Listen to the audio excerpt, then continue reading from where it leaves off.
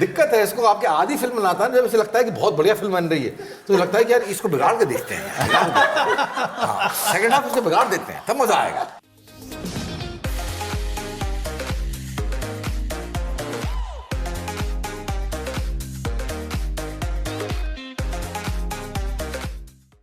The last time there was unanimous interest and hype surrounding an Anurag Kashyap theatrical release was a movie in 2018.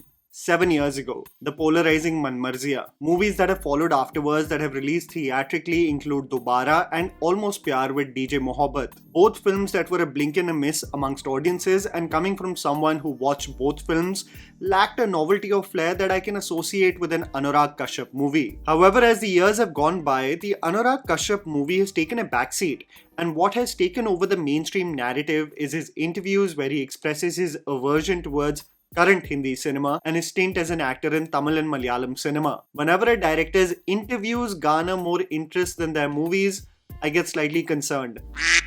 And that has been the case with a talented game changer like Anurag Kashyap. Nishaanchi, a theatrical release for Kashyap, almost felt like a unicorn. For this is a movie that is released with little to no trouble in theatres, no censor board issues, no cases, no sense of lone wolf activism from Kashyap. Just happiness that a movie is releasing, and from the promos I genuinely got a hint that this may be Kashyap back to his OG roots, and it's only partly true. Nishaanchi is set in various timelines from the late 80s and 90s to the mid 2000s in Uttar Pradesh, and the existence of various timelines leads to the existence of a huge ensemble cast and various plot points that is tough to collate for a spoiler-free review. I have been seeing some reviews that are literally telling you who dies and who survives. Matlab straight up spoilers. What you should know about this movie is that it focuses on twins Bablu and Dablu played by Aaishvary Thackarey. The children of Manjari played by Monika Panwar. Bablu specifically is embroiled in crime and influences his younger brother with his romantic interest Rinku played by Vedika Pinto to partake in these illegal activities, which include theft and burglary. How the gang gets into trouble owing to their shady ways, how the family gets harassed by individuals with influence, specifically a cop played by Mohammad Zeeshan Ayyub and a Bahubali of the area of sorts played by Kumud Mishra, and how their present circumstances all tie into their traumatic experiences as a child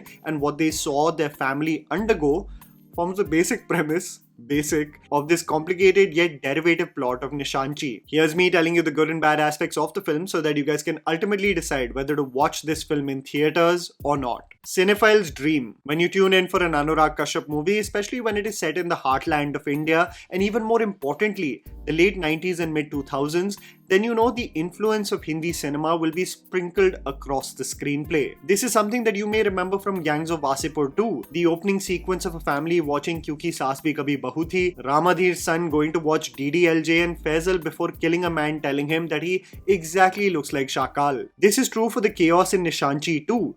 References of what the Hindi heartland may have seen on single screens or VHS tapes is clear. You've got Rajnikant from Giraftar references, our main character being so inspired by Scarface that he not only renames himself Tony Montana, he calls it that, I'm not pronouncing it that way, but ends up giving himself a self-induced scar on his cheek. A song that delivers poetic lines just through speed running through movie titles also exists. The concept of making out comes straight up from Raja Hindustani, and the core conflict being a split decision between the route that one should take, either of Mughal-e-Azam or Hum Aapke Hain Kaun. The film is filled with movie references, making me also conclude that this weekend is meant for the cinephiles, with Bollywood in this film too. I mean, just look at the plot of this movie with the case of twins, and it's been seen in the most popular movies across the board, which I will come to later. But yes, no matter how much Kashyap hates Hindi cinema of today, the influence is in his very DNA. Derivative and abrupt shift of focus. As I mentioned above, the delicious sprinkle of movie references may give you momentary joy, but it lacks the cohesive flair of Kashyap's own Gangs of Wasseypur, which may be at the pinnacle of his creations when it comes to staying true to his sensibilities while still being commercial in its core.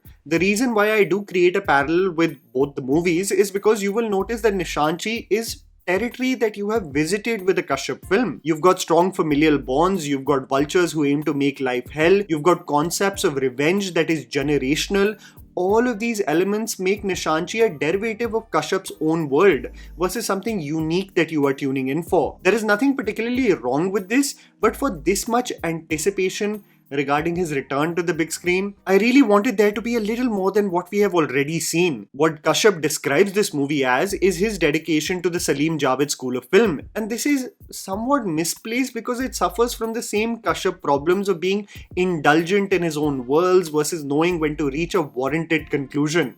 More on that later. Even with the concept of twins being polar opposites and playing on the same trope, we have seen it countless number of times in classics like Ram Aur Sham and Chalbaz, or even in the mid-2000s like in Kamine. I'm ready to get invested even in the generic tropes of commercial Hindi cinema, but the biggest issue with Nishaanchi is something that creeps in with most Kashyap films.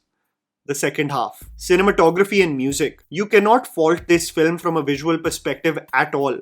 This is what makes the existence of Kashyap in the landscape of artificial green screens so important. A man from the heartland who loves movies cannot help himself but revisit his roots, and this allows for an exploration of what Hindi cinema long ago left behind. Rooted stories in the interiors of North India, and this is captured beautifully by Sylvester Fonseca. It truly feels like a time machine to the mid-2000s and the chaos that ensued on the streets of Kanpur, almost in isolation to the world.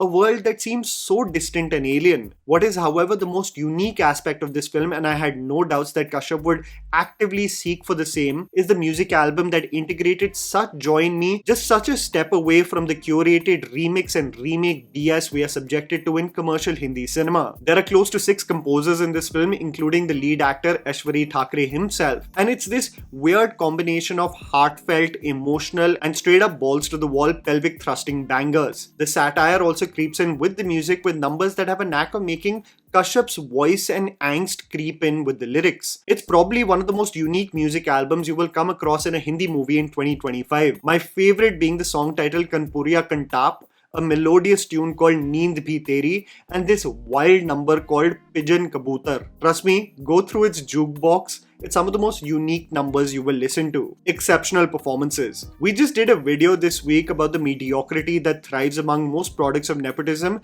and I have to tell you that this movie may have many problems, almost disappointing me eventually on what I saw. But there is one thing you cannot argue with me about. This movie showcases exceptional performances. Aaishvary in his debut role, playing the twins Bablu and W, is absolutely brilliant. I haven't seen that kind of confidence and command on the language in any debut actor in years. Vedika Pinto as Rinku has an ease and confidence too, sharing magnetic and destructive chemistry with Bablu, a train wreck reminiscent of Bonnie and Clyde that you just know is a recipe for disaster. Monika Panwar is having such a brilliant 2025 with Khauf and Nishaanchi. Now, she is easily one of my favorite Hindi film female actors working in the film industry currently, who channelize such restraint, such calmness even in the chaos. I was blown away by how she commands herself in scenes, even opposite legends like Kumud Mishra, when she tells him not to interrupt her, or when she says, "आदमी अपने फायदे के लिए ही औरत को देवी बनाता है." I had chills. She deserves so much more mainstream attention. The experienced lot of Mohammad, Zeeshan, Ayyub, Kumud, Mishra, and especially Vineet Kumar Singh are also brilliant. Vineet Kumar Singh specifically brought me goosebumps to what he did in his brief role in this film. I have to particularly point out Girish Sharma, who plays a young Ambika in the flashback, and he will absolutely infuriate you, wanting to genuinely make you hit him for the creepy, crawly nature in which he leches and influences Manjari's family, specifically the kids. The performances are brilliant, however, the problems persist. Length and the problem of indulgence. The movie is close to 3 hours long, and I do not care what anyone says. Directors like Anurag Kashyap and Anurag Basu do fall in love with their own worlds, so much so that they get really indulgent and then stretch the narrative far more than required. This becomes an exhausting experience as a viewer, not because of just the length, but the number of times Kashyap shifts focus, making us empathize and connect with characters in one instance, and then changing timelines and starting from scratch with other characters, assuming that we will be equally invested in the lives of these new set of people. The second half should essentially be the crescendo, the emotions almost reaching a point where there is some resolution, but Kashyap is adamant in abandoning one subplot and restarting another. You are invested in Manjari's family and what she has underwent due to the oppressive ways of Ambika, but the filmmaker wants us to also in the second half get invested in Bablu and Rinku's romance from scratch.